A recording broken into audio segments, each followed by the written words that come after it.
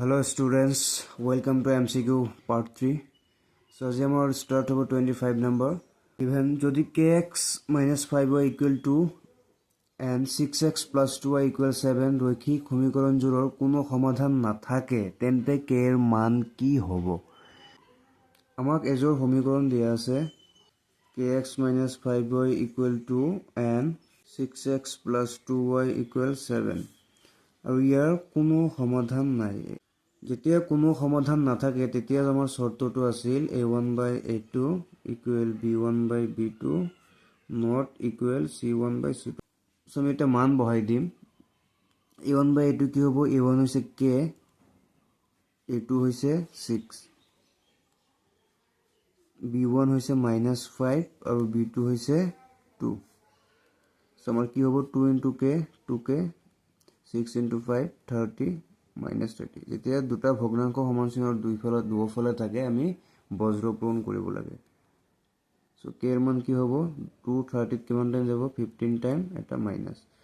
So নির্ণয় k এর মান -15। D is the correct option. So next question number 26. চাৰিটাৰ ভিতৰত কোনটো পৰিমেয় সংখ্যা? প্ৰথমটো দিয়া আছে 2 minus √3 into √2 plus √3। যদি আমি এক ভাঙো কি হ'ব? 2 into √2 2 √2 এটা 2 √2 থাকি যাব, অর্থাৎ এটা অপরিমেয় সংখ্যা সদায় থাকি যাব ইয়াত। যদি আমি বি নম্বৰটো চাও √2 minus √3 √2 plus 3 ইয়াতো সেম √2 into √2 2 পাম, বাট √2 into 3 3 √2 অর্থাৎ এটা অপরিমেয় সংখ্যা আমি পাম। নেক্সট সি নম্বৰ দিয়া আছে আমাক √2 minus √3 √2 plus √3 ইয়াত কি আছে? a minus b into a plus b। যদি আমি ভাঙি দিও কি হ'ব? a square minus b square। So √2 square means 2 minus √3 square means 3 আৰু 2 minus 3 minus 1 এটা অখণ্ড সংখ্যা। আৰু অখণ্ড সংখ্যা সদায় কি হয়? পৰিমেয় হয়। সি নম্বৰটো হৈছে পৰিমেয় সংখ্যা অৰ্থাৎ অপৰিমেয় নহয়। So question number 27 given alpha আৰু beta px square plus qx plus r এই বহুপদৰ দুটা শূন্য। So যদি দুটা শূন্য হয় তেন্তে শূন্য দুটাৰ সমষ্টি alpha plus beta কি হ'ব? -b by a অৰ্থাৎ -q by p। আৰু শূন্য দুটাৰ সমষ্টি alpha into beta কি হ'ব? c by a অৰ্থাৎ c আছে আমাৰ r আৰু a আছে আমাৰ p। নাও আমি দুটাৰ ওলাই লৈছো শূন্যৰ সমষ্টি আৰু শূন্যৰ গুণফল। আমাক কি উলিয়াব লাগে? 1 plus alpha into 1 plus beta। So to ভাঙিলে কি হ'ব? 1 into 1 1 plus 1 into beta beta plus alpha into 1 alpha plus alpha into beta alpha into beta। So আমি 1 to 1 এ লিখিম plus alpha into beta। যদি আমি এইখিনি সেপাৰেট কে লিখো ইয়াৰ মান কি পাইছো আমি? -q by p plus alpha into beta আমি জাস্ট কি উলাইছো এর value r by p। 1 plus into minus minus hobo minus q by p plus r by p। So লখাবো কি hobo? p 1 into p p minus p p one time যাব। যদি লখাবো same হয় আৰু হৰ অকল ওপৰটো লিখিলে হয়। আমি আগত ঠিকিছিলো এলসিএম শর্ট ট্রিকত q plus r। So this is the answer p minus q plus r by p। p minus q plus r by p। So D is the correct answer. So next question number 28 তলৰ ৰৈখিক সমীকৰণ জোৰবোৰৰ ক্ষেত্ৰত শুদ্ধ উত্তৰটো বাছি উলিওৱা। So question number 1 দিয়া আছে 2x minus 3y equal 8 আৰু 4x minus 6y equal 9। So ইয়াত আমি কি উলাম? ফার্স্ট যেতিয়া আমাৰ কোৱেশ্চন আহে সংগত আৰু অসংগত আমি ফাৰ্স্ট চেক কৰো a1 by a2 আৰু b1 by b2। So আমাৰ ইয়াত a1 by a2 আছে 2 by 4 it means 1 by 2 a1 a2 আৰু b1 by b2 কি হ'ব? -3 by -6 minus minus cancel 3 by 6 means 1 by 2। এটা আমি কি উলাম? c1 by c2। So c1 হৈছে আমাৰ -8 এটো এফালে আহিলে মাইনাস হ'ব by -9 that is 8 by 9। So আমি কি পাইছো? a1 by a2 আৰু b1 by b2 সমান কিন্তু c1 by c2 অসমান। গতিকে এই ধৰণৰ হলে কি হয়? ৰেখা দুটা সমান্তৰাল হয় অৰ্থাৎ কেতিয়াও সমাধান নাথাকে। গতিকে এটো সংগত হ'ব নোৱাৰে। সো এটো কি হ'ব? অসংগত। নেক্সট নাম্বাৰটো দিয়া আছিলে 2x plus 3y minus 9 equal 0 আৰু 4x plus 6y minus 18 equal 0. So ইয়াত কি হ'ব আমাৰ a1 by a2 2 by 4 that is 1 by 2 b1 by b2 কি হ'ব 3 by 6 that is 1 by 2 c1 by c2 কি হ'ব minus 9 by minus 18 that is 1 by 2. তো যেতিয়া a1 by a2 b1 by b2 আৰু c1 by c2 আটাইকেইটা সমান হয় তেতিয়াহ'লে ৰেখা দুটা মিলি যায় আৰু অসীম সংখ্যক সমাধান থাকে আৰু সমাধান থাকিলেই কি হয় এইটো সংগত। আৰু কোৱেশ্চন নম্বৰ 3 কি আছিলে 2x minus 3y equal 7 আৰু 3x plus 2y equal 9. So ইয়াত আমাৰ a1 by a2 কি হ'ব 2 by 3 আৰু b1 by b2 হ'ব minus 3 by 2. That is a1 by a2 not equal b1 by b2. এইটো কেতিয়া হয় যেতিয়া দুডাল ৰেখাই কটাকটি কৰে আৰু কটাকটি কৰিলে এটা সমাধান থাকে আৰু সমাধান থাকিলেই কি হয় সংগত। অৰ্থাৎ আমি কি পালো যে প্ৰথমটো অসংগত আৰু 2 আৰু 3 সংগত। এইটো হৈছে শুদ্ধ উত্তৰ। কেৱল এক অসংগত। আমি কি পাইছিলো যে কেৱল এক নম্বৰটো হৈছে অসংগত বাকি দুটা হৈছে সংগত। অৰ্থাৎ option C is the correct answer. Next question number 29 স্তম্ভ এ লগত স্তম্ভ বি মিলোৱা। সো প্ৰথমটো কি দিয়া আছে স্তম্ভ এ p x square minus x minus 6 সমান সমান 0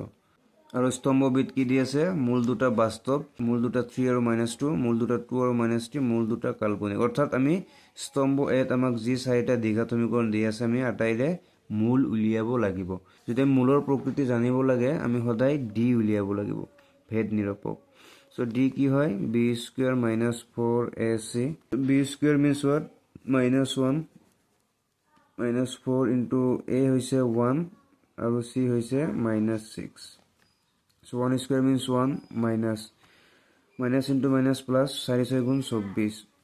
1 plus 24 25 which is greater than 0. যদি এটা দ্বিঘাত সমীকৰণৰ d greater than 0 হয় it means মূল দুটা বাস্তৱ আৰু অসমান। So কি হ'ব x square minus x minus 6 হ'বলে 0 ইয়াত কি হ'ব x square আমি -x টো কি লিখিব পাৰো যেহেতু 6 আছে তো 6 ক আমি কি কৰিম 3 আৰু 2 দুটা উৎপাদকত ভাঙিম। So minus 3x plus 2x minus 6 হ'বলে 0. So ইয়াৰ পৰা x কমন ললে x minus 3 আৰু plus 2 কমন ললে x minus 3 সমান সমান 0. So ইয়াৰ পৰা হ'ব x minus 3 into x plus 2 হ'বলে 0. So x ৰ মান হ'ব plus 3 আৰু minus 2. So plus 3 minus 2 কত আছে 3 minus 2 অৰ্থাৎ p লগত কাৰ মিল আছে 2 p হ'ব 2 b is the correct answer. So ইয়াত p আছে 1p 1p 3 so ইয়াত p2 দি আছে অৰ্থাৎ এইটোৱে বাকি এটা আমি চেক নকৰো যেহেতু p ৰ ভ্যালু প্ৰথমটো মিলি গৈছে গতিকে b is the correct answer. So next question number 30 3087 ক আটাইতকৈ সৰু কি সংখ্যাৰে পূৰণ কৰিলে সংখ্যাটো এটা পূৰ্ণ ঘন হ'ব। তো যেতিয়া আমি এই ধৰণৰ কোৱেশ্চন পাওঁ আমি সদায় কি কৰোঁ ইয়াৰ উৎপাদক বিশ্লেষণ কৰিব লাগে অৰ্থাৎ মৌলিক উৎপাদকীকৰণ কৰিব লাগে। যেতিয়া এককৰ ঘৰত 7 আছে গতিকে 2 ৰে হৰণ নাযায় এতিয়া আমি 3 ৰে হৰণ যায় না নাযায় আমি চেক কৰিম। কিদৰে চেক কৰিম যে গোটেইকেইটা অংক আমি যোগ কৰিম। ইয়াত কি কি আছে ইয়াত আছে 3087 so 3 plus 0 plus 8 plus 7 so গোটেইকেইটা প্লাস কৰিলে কি হ'ব 3 plus 0 3 plus 8 11 plus 7 18 তো 18 ৰ যেহেতু 3 হৰণ যায় গতিকে এই ডাঙৰ সংখ্যাটো গোটেই সংখ্যাটোতো 3 হৰণ যাব। সো কিদৰে যাব 3 3 ওয়ান টাইম যাব নেক্সট আছে 0 0 হৰণ নাযায় আমি 8 ত হৰণ কৰিব লাগিব যেহেতু আমি দুটা অংক নমাইছো এটা 0 দিব লাগিব 8 ত কেইবাৰ যাব দুইবাৰ যাব বাকি থাকিল 2 2 আৰু 7 মিলি হৈছে 27 3 27 ত 9 বাৰ। নেক্সট কি হ'ব 9 2 11 আৰু 1 12 আকৌ 3 ৰে হৰণ যাব 3 3 গুণ 9 বাকি থাকিল 1 1 আৰু 2 12 3 4 গুণ 12 9 3 9 3 বাৰ। ওকে সো নেক্সট কি হ'ব 3 plus 4 7 plus 3 10 এইবাৰ হল 10 10 ত 3 হৰণ নাযায় গতিকে এই সংখ্যাটোতো 3 হৰণ নাযাব। সো নেক্সট আমি কি কৰিম যদি 3 নাযায় যেহেতু এককৰ ঘৰ 3 আছে অযুগ্ম সংখ্যা আছে 5 তো নাযাব 5 কেতিয়া যায় অকল 0 আৰু 5 থাকিলে যাম। সো 7 ট্ৰাই কৰিম 7 কি হ'ব যদি আমি 7 ৰে দিও 7 4 গুণ 28 আৰু 6 যায় গতিকে 7 ৰে হৰণ যাব 7 4 গুণ 28 বাকি থাকিল 6 6 আৰু 3 63 আৰু 7 63 9 বাৰ যাব 49 আৰু 749ত 7 টাইম যাব 3087 ৰ মৌলিক উৎপাদকীকৰণ আমি কি পালো 3 into 3 into 7 into 7 into 7 so 7 আমি কেইটা পাইছো তিনিটা আৰু 3 পাইছো দুটা so আমাৰ কোৱেশ্চনটো আছিল যে এই সংখ্যাটোক আটাইতকৈ সৰু কি সংখ্যাৰে পূৰণ কৰিলে সংখ্যাটো এটা পূৰ্ণ ঘন হ'ব so সংখ্যাটো পূৰ্ণ ঘন হ'বলৈ হ'লে প্ৰতিটো উৎপাদক তিনিটাকৈ থাকিব লাগিব তিনিটাকৈ থকাটো আৱশ্যক so এই উৎপাদক আমি দুটা পাইছো 3 আৰু 7 7 তিনিটা আছে 1 2 3 আৰু এটা আমি উৎপাদক পাইছো 3 যেটো দুটা আছে এটা দুটা সো আমি আৰু এটা কি লাগিব যদি আমি এই সংখ্যাটো আৰু এটা 3 ৰে পূৰণ কৰো তেতিয়া হলে সংখ্যাটো এটা কি হৈ যাব পূৰ্ণ ঘন হ'ব কাৰণ আৰু এটা 3 ৰে পূৰণ কৰাৰ লগে লগে 3 কেইটা হৈ যাব তিনিটা 7 তিনিটা অৰ্থাৎ আমি 3 ৰে পূৰণ কৰিব লাগিব so option A is the correct option next question number 31 the তলৰ কোনটো উক্তি দুটা সদৃশ ত্ৰিভুজৰ ক্ষেত্ৰত সদায় সত্য হ'ব দুটা ত্ৰিভুজ সদৃশ হলে কি হয় হিয়তৰ অনুৰূপ কোণবিলাক সমান হয় আৰু হিয়তৰ অনুৰূপ বাহুবিলাক সমানুপাতিক হয় সমান অনুপাতত থাকে সেট কি দিয়া আছে অপচনে হিয়তৰ কালি সমান এটো অসত্য হ'ব নোৱাৰে পৰিহিম সমান এটো হ'ব নোৱাৰে হিয়তৰ অনুৰূপ কোণবোৰ সমান হিয়তৰ অনুৰূপ বাহুবোৰ সমান সো এই দুটা মিল আছে বাট আমাৰ যদি আমি ভালকে লক্ষ্য কৰো সি নম্বৰ আছে হিয়তৰ অনুৰূপ কোণবোৰ সমান আৰু ডি দি আছে হিয়তৰ অনুৰূপ বাহুবোৰ সমান so c is the correct option কিয় because হিয়তৰ অনুৰূপ বাহু সদায় সমান নহয় সমানুপাতিক হয় গতিকে c is the correct answer correct option next question number 32 2 - 1 আৰু 6 - 3 আমি ৰেখাখণ্ডডালৰ মধ্যবিন্দুৰ স্থানাংক উলিয়াব লাগে 6 - 3 যেতিয়া দুটা বিন্দু সংযোগ কৰি আমি এটা ৰেখা পাও যদি ইয়াৰ মধ্যবিন্দুৰ স্থানাংক উলিয়াব লাগে আমি সদায় মধ্যবিন্দুৰ সূত্ৰ ব্যৱহাৰ কৰিম মধ্যবিন্দুৰ সূত্ৰ কি আছিল x1 + x2 2 + 6 / 2, y1 + y2 -1 + 3 / 2 so 2 + 6 8 8/2 4 -1 + 3 2 2/2 1 so answer হ'ব 4, 1 কত আছে option a is the correct answer so next question number 33 so given sin theta plus cos theta equal 4/3 we need to find out sin theta into cos theta so আমি কি কৰিম ইটো দুফালে square কৰি দিম স্কয়াৰ কৰিলে কি হ'ব প্ৰথমটো বাফালে a + b হোল স্কয়াৰ ইটো ভাঙিলে কি হ'ব a square + b square plus 2ab 2ab means 2 into sin theta into cos theta সোফালে ভাঙিলে কি হ'ব 4 square means 16 আৰু তলত 3 square means 9 so sin square theta plus cos square theta which implies 1 অর্থাৎ এটা একটা সূত্র আছে trigonometry fundamental সূত্র basic সূত্র sin square theta plus cos square theta সদায় কি হয় 1 plus 2 into sin theta into cos theta so আমি এটো উলিয়াব লাগে sin theta into cos theta সোফালে আছে 16/9 so এটো কি হ'ব 2 sin theta into cos theta সোফালে কি হ'ব 16/9 আৰু 1 টো সোফালে গলে হ'ব -1 so ইয়াৰ মান কি হ'ব লসাগু 9 ওপৰত আছে 16 9 1 গুণ 9 -9 so next লাইন টো কি হ'ব আমাৰ 2 sin theta cos theta সোফালে হ'ব 6/9 মানে 7/9 so next লাইন টো কি হ'ব sin theta into cos theta কি হ'ব দুই বাওফালে হৈ আছিল পূৰণ এফালে গেলে হ'ব হৰণ অৰ্থাৎ তলত 7/2 into 9 18 so আমাৰ কারেক্ট অপশন হ'ব 7/18 c is the correct option so next question number 34 কি দি আছে চিত্ৰত o কেন্দ্ৰীয় বৃত্তত pa আৰু pb দুডাল স্পৰ্শক pa আৰু pb দুডাল স্পৰ্শক আৰু apb 50 ডিগ্ৰী আমাক দি আছে apb 50 ডিগ্ৰী তেন্তে oab ৰ মান হ'ব oab আমি এইটো উলিয়াব লাগে সো আমি জানো যে এটা বৃত্তৰ স্পৰ্শক আৰু বৃত্তৰ ব্যাসাৰ্ধ সদায় কি হয় লম্ব অৰ্থাৎ এই কোণটো 90 ডিগ্ৰী আৰু এই কোণটো কি হয় 90 ডিগ্ৰী এইটো এটা চতুৰ্ভুজ AOPB সো গোটেই কেইটা মিলি হ'ব 360 90 90 180 আৰু 50 130 গোটেই কিমান বাকি থাকিল 360 হ'বলৈ 130 সো এইটোৰ মান হৈছে 130 সো এতিয়া আমাৰ AOB এইটো এটা ত্ৰিভুজ যত ইয়াৰ মান হৈছে 130 আমি এতিয়া এই মানটো উলিয়াব লাগে সো নাও ইয়াত কি হ'ব এই ত্ৰিভুজৰ তিনিটা কোণৰ সমষ্টি কিমান হ'ব 180 আৰু যদি আমি ভালদৰে লক্ষ্য কৰো যে OA আৰু OB এটা বৃত্তৰ দুটা ব্যাসাৰ্ধ অৰ্থাৎ OA আৰু OB সেম যেতিয়া OA আৰু OB সেম হ'ব তেতিয়াহ'লে এই A কোণ আৰু B কোণ সদায় সমান কাৰণ এটা ত্ৰিভুজৰ দুটা বাহু সমান হ'লে তাক আমি সমদ্বিবাহু ত্ৰিভুজ বুলি কওঁ আৰু সমদ্বিবাহু ত্ৰিভুজৰ সমান বাহুৰ বিপৰীত কোণবিলাক সদায় কি হয় সমান সো আমি A আৰু B ৰ জাগাত কি লিখিব পাৰো 2 এংগেল A প্লাস এই O কোণ আৰু তিনিটা কোণৰ সমষ্টি কি হ'ব 180 সো নেক্সট কি হ'ব 2 এংগেল A প্লাস O ৰ মান কি হ'ব 130 ওপৰফালে দিয়া আছে 180 সো 2 এংগেল A ইকুৱেল 180 ৰ পৰা 130 গ'লে কি হ'ব 50 degree so implies angle A সমান সমান 25 সো এংগেল A ৰ মান হ'ব এই কোণ মান হ'ব 25 আৰু ইয়াৰ মান হ'ব 25 আমাক ইয়াত দিয়া আছে 25 75 19 minus 15 19 minus 65 এই দুটাটো হ'বই নোৱাৰে 75 আৰু এইটো হ'ব নোৱাৰে সো 25 it is possible আৰু 90 minus 65 90 ৰ পৰা 65 গ'লে also 25 1 আৰু 4 so A is the correct option next question number 35 আমাক দিয়া আছে given কি দিয়া আছে প্ৰথম পদ A দিয়া আছে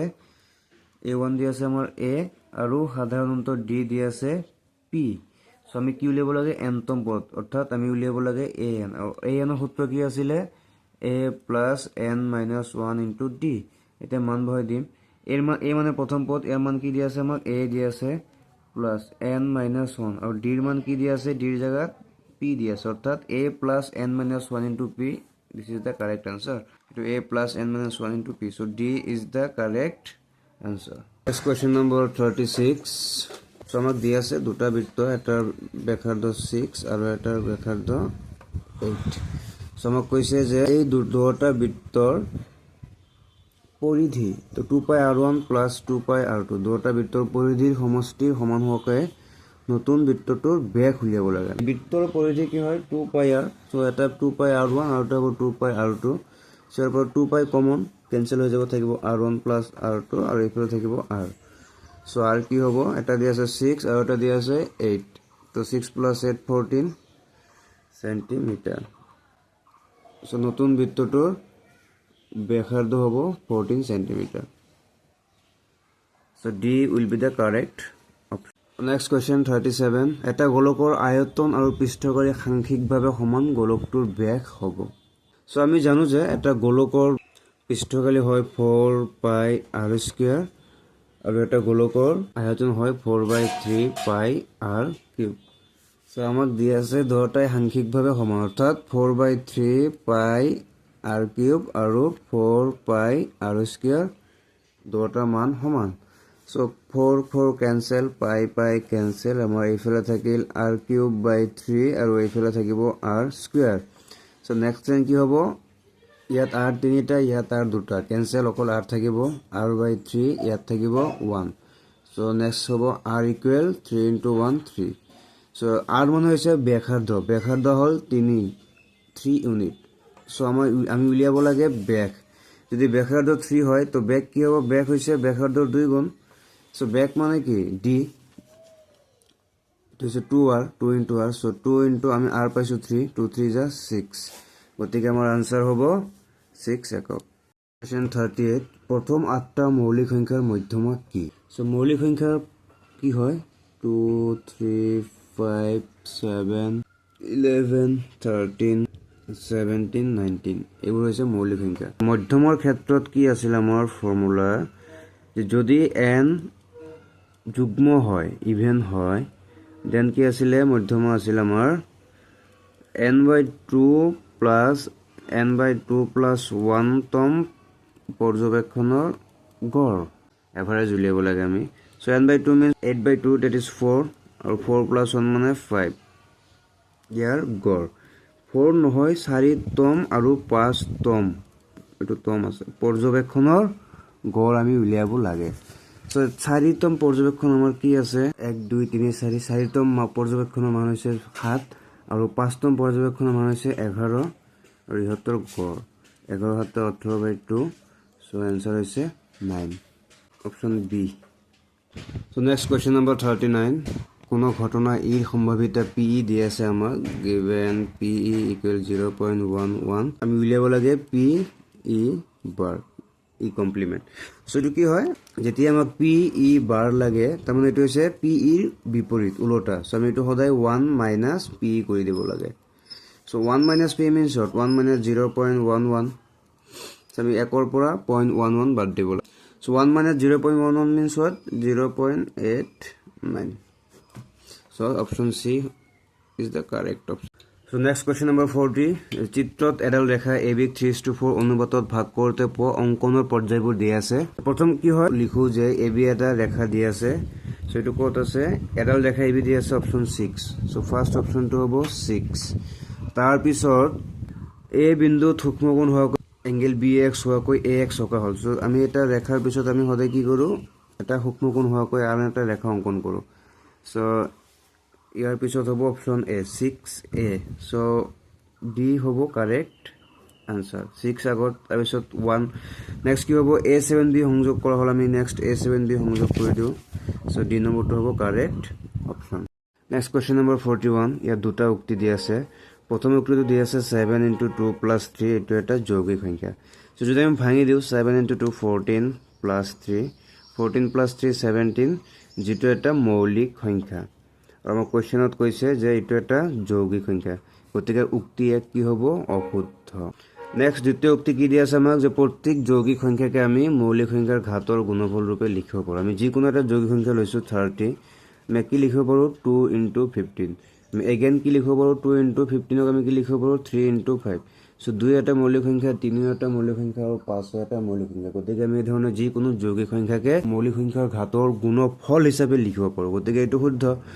আমাৰ সঠিক অপশ্যন কোনটো হ'ব উক্তি 1 অশুদ্ধ 2 শুদ্ধ আৰু এটো কত আছে অপশ্যন ডি হ'ব আমাৰ correct option so next question number 42 আমাক ইয়াত দুটা উক্তি দিয়া আছে আমাক এটা দ্বিঘাত সমীকৰণ দিয়া আছে 3x² + kx + 5 আৰু কৈছে যে ইয়াৰ শূন্য দুটাৰ যোগফল 2/3 সো শূন্যৰ যোগফল মানে কি আলফা + বিটা যাৰ মান আছিল -b/a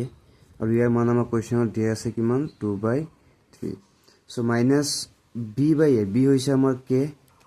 আৰু a হৈছে 3 আৰু হোফলে আছে 2/3 3 3 কেনসেল সো k কি হ'ব -2 সো আমাক দিয়া আছে k এর মান -2 অর্থাৎ উক্তি 1 হ'ব শুদ্ধ আৰু দ্বিতীয়তে যুক্তি r দিয়া আছে ax² + bx + c এই বহুপদটোৰ শূন্যতাৰ পূৰণফল অৰ্থাৎ আলফা * বিটা আমাক দিয়া আছে c/a এটো এবসলিউটলি শুদ্ধ কাৰণ দুটা শূন্যতাৰ যোগফল হয় -b/a আৰু পূৰণফল হয় c/a সো শুদ্ধ অপশ্যনটো কি হ'ব অপশ্যন এ দিয়া আছে উক্তি এ যুক্তি আৰু দুটাই সত্য আৰু r এৰ শুদ্ধ ব্যাখ্যা মানে r এ এক ব্যাখ্যা কৰে আৰু দ্বিতীয়তে দিয়া আছে উক্তি এ যুক্তি r দুটাই সত্য কিন্তু r এর শুদ্ধ ব্যাখ্যা নয় এটো কারেক্ট অপশন কারণ ইয়াত r এ আমাক এর শুদ্ধ ব্যাখ্যা দিয়া নাই কোশ্চেন নম্বৰ 43 ইয়াত কি দিয়া আছে প্ৰথমতে উক্তি এ আছে সকলো বৰ্গই সদৃশ অৱশ্যই সত্য এতে কোনো সন্দেহ নাই যিমান বৰ্গ আছে সকলো বৰ্গ সদৃশ উক্তি বি দিয়া আছে সমান সংখ্যক বাহুৰ দুটা বহুভুজ সদৃশ হ'ব যদি হিয়তৰ অনুৰূপ কোণবোৰ আৰু অনুৰূপ বাহুবোৰ সমান হয় যে এইটো সত্য কিয় দুটা বহুভুজ সদৃশ কেতিয়া হ'ব যেতিয়া হিয়তৰ অনুৰূপ বাহু আৰু অনুৰূপ কোণবিলাক কি হ'ব সমান হ'ব গতিকে এই ক্ষেত্ৰত কি হ'ব আমাৰ দুটাই সত্য ডি হ'ব correct answer correct option A আৰু বি দুটাই সত্য next question number 44 ax² + bx + c = 0 যত a ≠ 0 সমীকৰণটো সিদ্ধ কৰা x ৰ মান তো আমি জানো যে এটা দ্বিঘাত সমীকৰণ ax² + bx + c ৰ ক্ষেত্ৰত x ৰ মান হয় আমাৰ -b ± ৰুটৰ ভিতৰত b² - 4ac/ 2a এইটো হৈছে আমাৰ x ৰ মান এইটো কোৱা হয় দ্বিঘাত সূত্ৰ ইয়াত দুটা মূল হয় এটা -b প্লাস এইখিনি আৰু এটা -b মাইনাস এইখিনি সো দুটা মূল হয় আমাৰ কাৰেক্ট অপশন কোনটো হ'ব এটো প্লাস আছে ৰুটৰ ভিতৰত এটো হ'ব নোৱাৰে প্লাস আছে হ'ব নোৱাৰে ৰুটৰ ভিতৰত সদায় b² - 4ac হয় তো মাইনাস কত কত আছে c আৰু d d ত আছে অকল a আৰু c ত আছে 2a so c is the correct option number 45 m² আৰু n+1 ৰ মাজত কিমানটা স্বাভাৱিক সংখ্যা আছে সো এটা আমাৰ ৰিভিজন চেপ্টাৰত আমাৰ ডাইৰেক্ট কোৱেশ্চন পাইছিলো আমি যে n স্কোয়াৰ আৰু n প্লাছ 1 স্কোয়াৰ মাজত বৰ্গ সংখ্যা কিমান সো এটা মোৰ সদায় কি হয় 2n টা স্বাভাৱিক সংখ্যা আছে গতিকে আমাৰ সঠিক কোনটো হ'ব অপচন হ'ব a 2n so thank you for watching যদি ভিডিওটো ভাল লাগিছে আপোনালোকে লাইক কমেন্টছ আৰু শ্বেয়াৰ কৰিব আৰু মোৰ চেনেল সানি স্যাৰ মেথছ সাবস্ক্ৰাইব কৰিবলৈ নাপাহৰিব থ্যাংক ইউ